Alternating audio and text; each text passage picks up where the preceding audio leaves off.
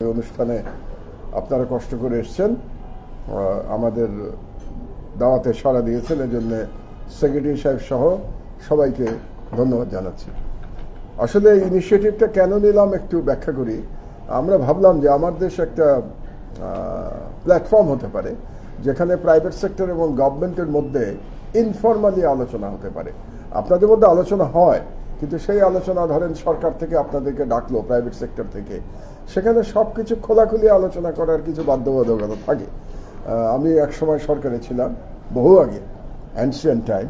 তো সেই জন্য আমি জানি যে সেখানে আপনারা ঠিক মুখ খুলে আপনি যিনি আপনাদেরকে ডাকবেন সরকারি বড় কর্মকর্তা, তার সামনে সরাসরি কথা বলতে একটু অস্বস্তি বোধ করে প্রাইভেট সেক্টর।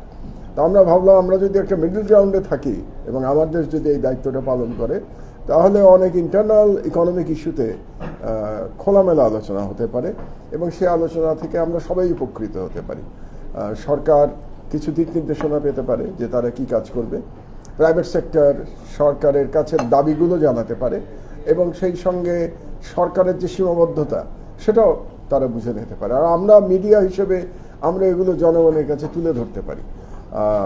তো একটু পুরনো কথা বলি যে আইটির সাথে আমার একটা যোগাযোগ বেশ পুরনো, বিওআই থেকে। শোয়েব জানে এটা, যে বাংলাদেশে আপনারা অনেক, তো গত 15 বছর ডিজিটালের ডঙ্কা অনেক শুনেছেন, কিন্তু বাংলাদেশের প্রথম যেখানে আইটির ব্যবহার সরকারে শুরু হয়েছিল বাংলাদেশের ইতিহাসে সর্বপ্রথম বিওআইতে 2003 সালে। আমরা তখন অনলাইন ফাইল ট্র্যাকিং সিস্টেম করেছিলাম এবং শোয়েবরা আমাকে সাহায্য করেছিল, ফরেন চেম্বার সাহায্য করেছিল এবং তারা সফটওয়্যার ডেভেলপ করেছিল এবং সিস্টেমটা এরকম ছিল, সেক্রেটারি সাহেব শুনলে অবাক হবেন, সেই কবেকার কথা বলছি আমি, 22 বছর আগে, যে একজন যখন তার একটা কাজ নিয়ে বিনিয়োগ বোর্ডে যেতেন, তিনি যাওয়া মাত্র তাকে একটা স্লিপ দেওয়া হতো, একটা নাম্বার দেওয়া হতো, আইডি নাম্বার। তো দিলে পরে তাই অনলাইন থেকে এটা ট্র্যাকিং করতে পারতেন তিনি যে অ্যাপ্লাইটা করলেন সেই অ্যাপ্লিকেশনটা কার কাছে আছে এবং কোন অফিসারের কাছে কতদিন এটা পড়ে আছে সেটা গ্রাহক দেখতে পাচ্ছেন। ওই যে বাসা থেকে কাজ করার মতো তিনি বাসার থেকে কম্পিউটারে দেখতে পারতেন। তো এটা এখন শুনলে আপনাদের মনে হবে এটা তো খুব সহজ ব্যাপার, কিন্তু 22 বছর আগে এটা চিন্তা করে, এই ট্রান্সপারেন্সি চিন্তা করেই একটা অসম্ভব ব্যাপার ছিল। আমার মনে আছে আমি যখন লঞ্চ করি as BOI chairman, at that time everybody was surprise যে এটা কি সম্ভব নাকি। এবং আলহামদুলিল্লাহ, এবং এই সফটওয়্যার ডেভেলপ করেছিল আমাদের এখান থেকে, আমি বাইরে থেকে কোনো টাকা পয়সা খরচ করি নাই, বাইরে থেকে ইম্পোর্ট করি নাই, খুবই অল্প টাকায়, খুবই অল্প টাকায়। সেই সময় বোধহয় 3 লাখ টাকা খরচ হয়েছিল আমার, সেই সময় যদি মনে করি 3 লাখ টাকা, 3 লাখ টাকা দিয়ে আমি সফটওয়্যার ডেভেলপ করিয়েছিলাম এই বাংলাদেশের ছেলেদেরকে দিয়ে, অ্যান্ড ইট ওয়ার্কড ফ্যান্টাস্টিক। তো এই পুরোনো কথাটা একটু বললাম যেহেতু আজকে এটা রিলেটেড। তো আমার যেটা কথা হচ্ছে যে আইটিতে মানে বিওআইতে থাকা অবস্থায় স্বপ্ন কথাটা আসলে ক্লিশে হয়ে গেছে। বিশেষত গত 15 বছর এত বিশেষ ব্যক্তির স্বপ্নের গল্প আমরা শুনেছি যে স্বপ্ন শুনলেই মেজাজটা খারাপ হয়ে যায়। কিন্তু সেই সময় আমার মনে আছে যে আমি বলতাম যে আই উইশ, আমি উইশই বলি, স্বপ্ন না বলে, I wish Bangladesh $1 billion export করবে আইটি প্রোডাক্ট। শোয়েবকে বহুবার বলেছি, আমি বেসিসের মিটিংয়ে বহুবার বলেছি সেই সময়। দুঃখের বিষয় হচ্ছে আজ পর্যন্ত আমরা $1 বিলিয়ন কাজ করতে পারি না। এটা হচ্ছে আপনি যেটা বললেন প্রফেসর সাহেব, যে আসলে আমরা অনেক পিছিয়ে আছি, এটা বাস্তবতা, যে এখনো $700-800 মিলিয়ন উপরে আমরা উঠতে পারি নাই, যেখানে পাকিস্তান $3 বিলিয়নের জায়গায় পৌঁছে গেছে। পাকিস্তানের এক্সপোর্ট, যে পাকিস্তান ইকোনমিক্যালি আমাদের থেকে অনেক পিছনে, অল ইন্ডিকেটর অনেক পিছনে, সেই পাকিস্তানের এক্সপোর্ট ইজ $3 বিলিয়ন। তো আমরা পাকিস্তানেই পৌঁছাতে পারি, মানে এটা আমার জন্য খুবই, মানে একজন প্রফেশনাল হিসেবে, বুয়েটের ছাত্র অ্যালামনাই হিসেবে আমার জন্য এটা খুব দুঃখ লাগে যে আমরা এটা পারলাম না। এত ভালো ভালো ছেলেরা এখানে হলো, কিন্তু $1 বিলিয়ন আজ পর্যন্ত পারলাম না। তো এটা ব্যর্থতা, আসলে it is a collective failure. আমি এখানে শুধু সরকার কিংবা প্রাইভেট সেক্টরকে দোষারোপ করছি না, আমার কাছে মনে হয় এটা একটা কালেকটিভ ফেইলিয়ার। তো সেখানে আমরা কতগুলো বিষয় নিয়ে আজকে আলোচনা করেছি। যেমন আমার ব্যক্তিগতভাবে মনে হয় যে ম্যান পাওয়ার আমরা যদি প্রফেশনাল তৈরি করতে না পারি, তাহলে আমি $1 বিলিয়ন কিভাবে করব বা $multi-billion কিভাবে করব। তো আমি জানি না, এখন গত 15 বছর তো আসলে জেল খেটেই আমার সময় চলে গেছে, কাজেই বহুদিন এই ইকোনমিক সাইড আমার দেখা হয় নাই। কিন্তু আমার মনে হয় যে আমাদের এডুকেশনে কি কোনো প্রবলেম আছে যে আমরা সেই ধরনের প্রফেশনাল তৈরি করতে পারছি না। এই যে সব ইউনিভার্সিটিতে শুনি এখন, সব জায়গায় যাকে জিজ্ঞেস করি, ভাগনা ভাগ্নি, বন্ধুর ভাগনা ভাগ্নি ছেলে কি পড়ে, বিবিএ। বিবিএ শুনতে শুনতে মাঝে মাঝে আমার কাছে অস্বস্তি লাগে। তো এই বিবিএর জায়গায় যদি আমি শুনতাম যে আমরা আইটি প্রফেশনাল তৈরি করছি, সবাই আইটি প্রফেশনে লেখাপড়া করছে, আমার মনে হয় তাতে অনেক বেশি উপকার হতো। আমরা ওই যে আপনারা বললেন যে 1000 লোকের একটা কোম্পানি তো আমরা খুঁজে পাচ্ছি না, সেক্ষেত্রে হয়তোবা আমরা এত বিবিএ এমবিএ থেকে যদি আইটি প্রফেশনাল তৈরি করতে পারতাম, তাহলে আমাদের এই সেক্টরে আরও গ্রোথ ভালো হতো। সেখানে ড্যাফোডিলের লোকজন আছে, সবাই আছেন, কাজে আপনারা একটু, আপনি বুয়েটের আছেন, চিন্তা করতে পারেন যে এটা কিভাবে বাড়ানো যেতে পারে। সেকেন্ড হলো আমরা সেমিকন্ডাক্টর, আবারও সেই পুরনো কথা বলি, সেই সেমিকন্ডাক্টরের কথা আমি 2002 সালে বলেছি বিআই চেয়ারম্যান থাকা অবস্থায়। তো সেমিকন্ডাক্টরে খুব সুন্দর ব্যাখ্যা দিয়েছে যে ডিজাইনিং, ফেব্রিকেশন অ্যান্ড টেস্টিং, 3টে ভাগে খুব চমৎকার ব্যাখ্যা দিয়েছে। তো সেখানে আমি এখনও স্বপ্ন দেখি কোনো এক সময় ফ্যাব্রিকেশনও হবে বাংলাদেশে, বাট ডিজাইনিং থেকে শুরু হয়েছে, নট ব্যাড। এটাকে আরও কীভাবে বাড়ানো যায়, আমার মনে হয় এই বিষয়টা নিয়ে সবারই একটু চিন্তা করা উচিত, যে গভর্নমেন্ট সাপোর্ট যেখানে দেয়া যায় সেই গভর্নমেন্ট সাপোর্টটা দেওয়া দরকার, এবং প্রাইভেট সেক্টর থেকে খুব স্পেসিফিক প্রপোজাল আসা উচিত। আমি যেটা বলতে চাই সবসময়, যে খুব স্পেসিফিক প্রপোজাল আসলে পরে, আমি একটু সরকারের তরফ থেকে বলছি, তাহলে সরকারের পক্ষে অ্যাকশন দেওয়াটা খুব সুবিধা হয়ে যায়। মানে প্রপোজালটা অনেক বেশি লম্বা না করে, যে স্পেসিফিক্যালি কি চাচ্ছেন এবং এই চাওয়াটার পিছনে রেশনালটা কি, এইটা যদি আপনারা তুলে ধরতে পারেন, তাহলে আমি মনে করি আমাদের সচিব সাহেবের মতো যে কোনো সরকারি কর্মকর্তার পক্ষে এটার জন্য ফাইট করাটা অনেক সহজ হয়ে যায়। তো কাজে আমার মনে হয় যে প্রস্তাবই আপনারা দেবেন, প্রস্তাবটা স্পেসিফিক হওয়া উচিত আর কি। আচ্ছা, দেন আই ফুললি এগ্রি যে ফ্রিল্যান্সারদের জন্য একটা প্রশ্ন এখানে এসছে সেক্রেটারি সাহেব, যে ফ্রিল্যান্সার যারা ডলার ইনকাম করছেন তারা ইনসেন্টিভ পাচ্ছেন না, বিকজ তাদেরকে আইডেন্টিফাই করা যাচ্ছে না। রেগুলেশনের একটা সমস্যা আছে যারা সফটওয়্যার কাজ করছেন ফ্রিল্যান্সারের।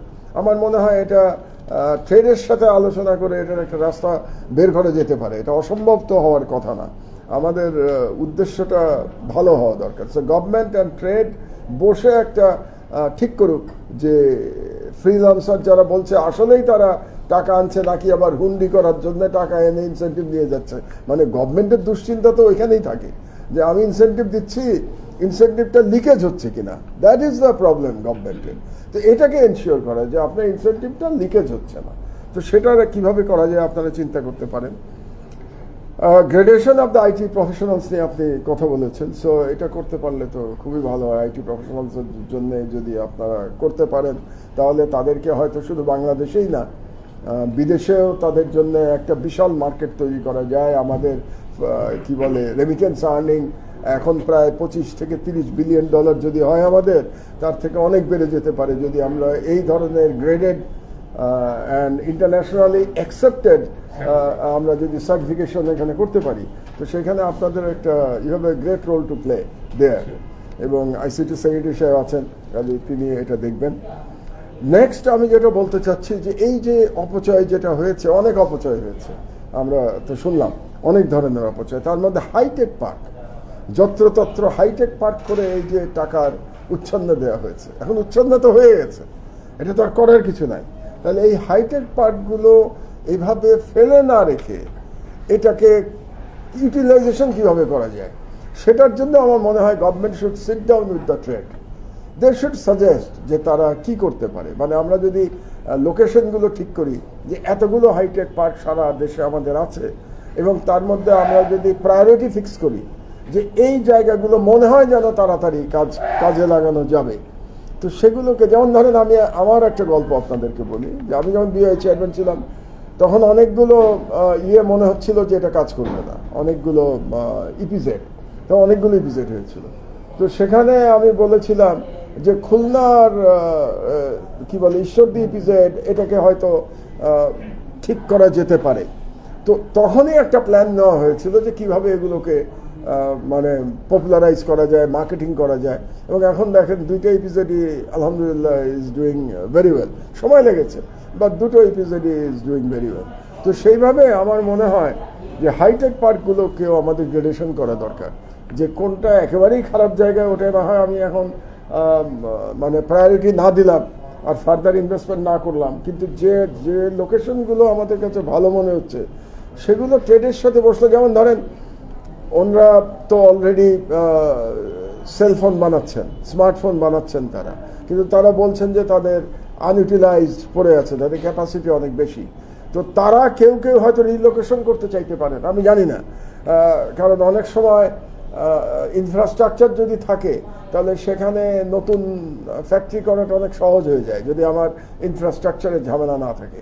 তো সেক্ষেত্রে private sector can come up with their own proposal যে কিভাবে এই জায়গাগুলোতে আমরা নতুন ম্যানুফ্যাকচারিং হতে পারে, সফটওয়্যার হতে পারে, আইটি রিলেটেড অল সার্ভিস ওখান থেকে দেয়া যেতে পারে।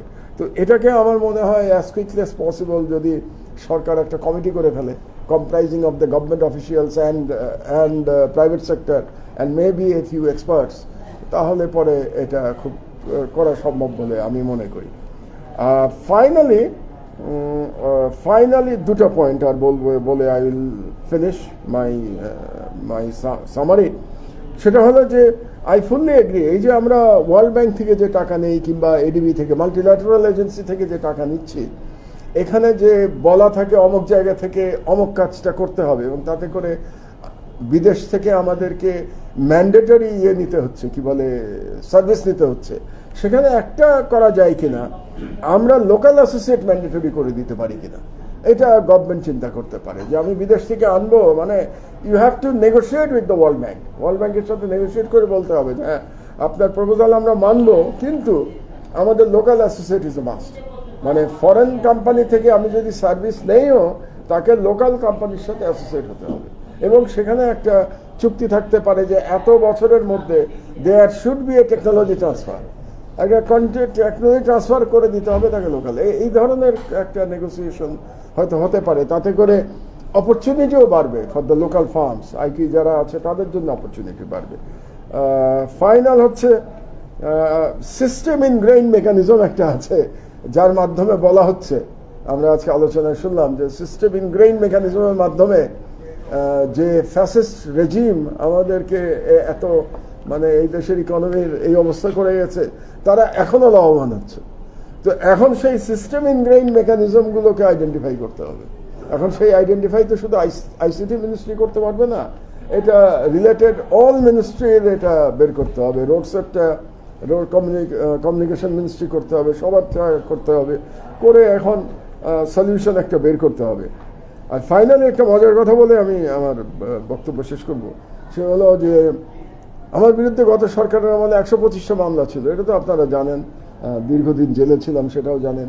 প্রথম মামলা করেছিল কে সেটা বলার জন্যই, আমার প্রথম মামলা করেছিলেন এই ভদ্রলোক, মানে বিটিআরসি, উনি ছিলেন না তখন, আমি জোকি, বিটিআরসি আমার বিরুদ্ধে প্রথম মামলা করেছিল।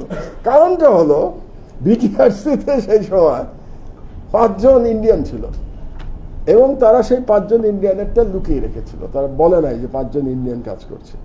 তো 2009-এ আমরা এটা পেয়ে গেলাম document with their ID and everything, যে এবং আমরা বললাম যে বিটিআরসির মতো এত সেন্সিটিভ জায়গায় যেখানে দেশের সমস্ত ইনফরমেশন থাকবে, সব ডেটা থাকবে, সেখানে তোমরা 5 জন ইন্ডিয়ানকে চাকরি দিয়ে রেখেছো। এটা আমরা ফার্স্ট পেজ, যেরকম আমরা নিউজ করি আর কি, একবার প্রথম পাতায় বোল্ড হেডলাইনে আমরা নিউজ করেছিলাম উইথ ওদের আইডি সহ। এটার জন্য আমার বিরুদ্ধে প্রথম মামলা করেছিল, তখন বিটিআরসির চিফ ছিল সাম ব্রিগেডিয়ার জিয়া। তো ব্রিগেডিয়ার জিয়া আমার সেই মামলার he was the chief of BTRC at that time. সে আবার বুয়েটেরই বোধ হয়, বুয়েটের বা কোথায় আমি জানি না, যাই হোক আর্মির লোক, বুয়েটের না। আচ্ছা যাই, জিয়া আপনি চেনেন জিয়াকে? মারা গেছেন, মারা গেছে। তো প্রথম মামলা আমার হয়েছিল BTRC. Anyway, sir, I was also from BTRC, but I went to BTRC on 14th ও আচ্ছা, তা আপনি মামলার সাথে জড়িত না? মামলার সাথে জড়িত না। আপনার ওই সময় আমি NSI তে ছিলাম। ওকে, আপনার এনএসআই তো আমাকে পিটানোর চেষ্টা করছে। এনএসআই অনেক কিছু করেছে ওই আমরা সময়। তো তখন কেয়ারটেকার গভর্নমেন্টের সময়টাই ছিলাম। সেখানেই ছিলেন, পরে দেখা যাবে যে কোনো না কোনো ভাবে আপনি চুপ করে থাকেন। আর last but not the least sir, আমিও বইটা পড়াশোনা করেছি। আচ্ছা, good. আমি ক্যাপ্টেন অবস্থায় গিয়েছিলাম। Right. স্যার আমার টিচার ছিলেন। Okay, okay. So we have so many books here. ব্যাচের সাথে CSE তে ছিলাম। ওকে, তো এই পর্যন্ত, and thank you very much.